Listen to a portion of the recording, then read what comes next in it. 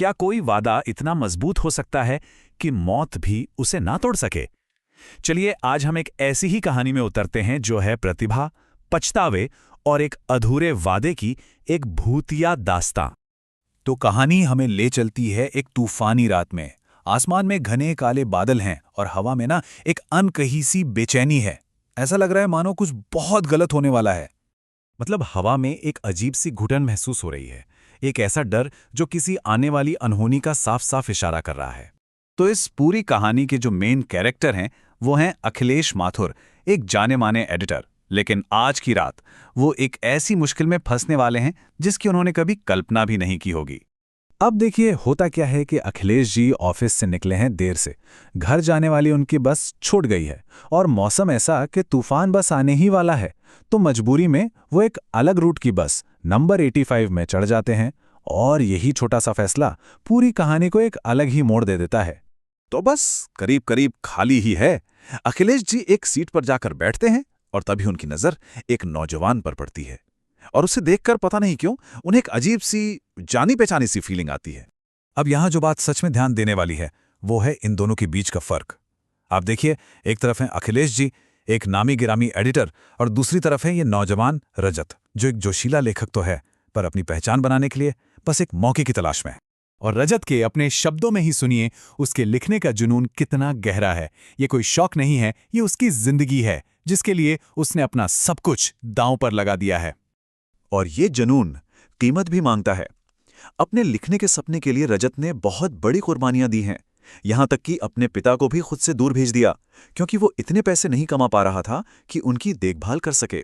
सोचिए, ये उसकी बेबसी भी दिखाता है और अपनी कला के लिए उसका समर्पण भी। अब रजत की ये पूरी कहानी सुनकर अखिलेश जी का दिल जाहिर है पिघल जाता है। वो उसे एक उम्मीद की किरण दिखाते हैं, एक वादा करते हैं कि वो उसकी कहानियों को जरूर देखेंगे। और पहली नज़र में तो ये एक बहुत ही अच्छा, एक दयालु कदम लगता है। तो चलिए कहानी आगे बढ़ती है। बस उनके स्टॉप पर पहुंचती है और बाहर जोरों की बारिश शुरू हो चुकी है। दोनों बस से उतरते हैं और तभी रजत अखिलेश जी से कहता है कि चलिए, बारिश से बचने के लिए मेरे घर चलिए। एक मिनट, यहां थोड़ा रुकते हैं। ये वो पहला पल है जब अखिलेश जी के मन में शक का बीज पड़ता है। एक बहुत छोटी सी बात है पर वो खटक जाती है।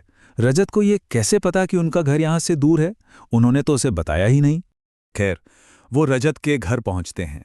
घर को देख के ही उसकी गरीबी का अंदाजा हो जाता है और माहौल में ना एक अजीब सी, थोड़ी डरावनी सी खामोशी है। रजत चाय बनाने जाता है और अखिलेश जी उसकी कहानियों की वो मोटी सी पांडुलिपि, मतलब मैन्युस्क्रिप्ट, उठाकर पढ़ना शुरू कर देते हैं। और बस यहीं पर कहानी में एक ऐसा मोड़ आता है जो सब कुछ बदल देता है। जैसे जैसे अखिलेश जी वो कहानियां पढ़ते हैं, उनका पूरा शरीर एक भयानक एहसास से ठंडा पड़ जाता है।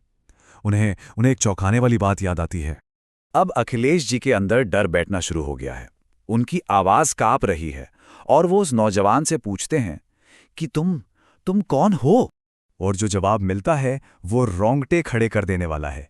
रजत कहता है, मैं वही रजत हूं जिससे आपने 1 साल पहले एक वादा किया था। मतलब ये कोई इत्तेफाक नहीं था, ये एक हिसाब था जो आज पूरा होने आया था। तो अब पूरी की पूरी दर्दनाक कहानी सामने आने वाली है। चलिए देखते हैं कि असल में 1 साल पहले हुआ क्या था। तो असल में हुआ ये था कि अखिलेश जी को रजत की कहानियां पसंद तो आई थीं, पर उन्होंने उसे छापने से मना कर दिया। और सिर्फ मना ही नहीं किया, वो उसे बार बार झूठी उम्मीदें लेते रहे और आखिरी बार जब एक बिल्कुल बेबस और कंगाल रजत उनके पास आया तो उन्होंने उसे फिर टाल दिया। और इसी टूटे दिल के साथ रजत सड़क पर चला गया और एक बस के नीचे आकर उसकी मौत हो गई। तो मतलब साफ है, ये सिर्फ एक एक्सीडेंट नहीं था, ये टूटी हुई उम्मीदों और अखिलेश जी की लापरवाही का नतीजा था।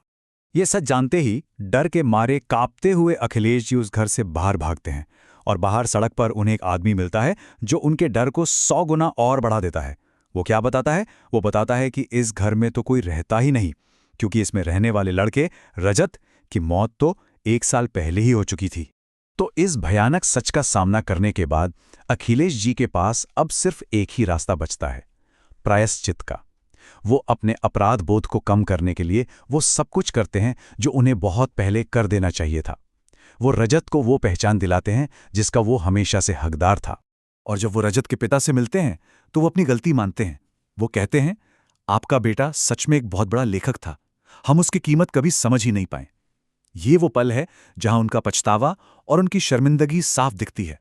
और शायद यही इस पूरी कहानी का सबसे बड़ा और सबसे अहम सबक है कि हुनर या टैलेंट कभी दबता नहीं है, लेकिन हाँ, कभी-कभी उस हुनर को दुनिया के सामने लाने की कीमत बहुत, बहुत भारी चुकानी पड़ती है।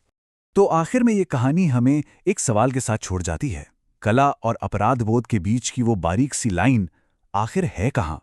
और सत्ता या ताकत के साथ आने वाली नैतिक जिम्मेदारियों के बारे में सोचना कितना जरूरी है।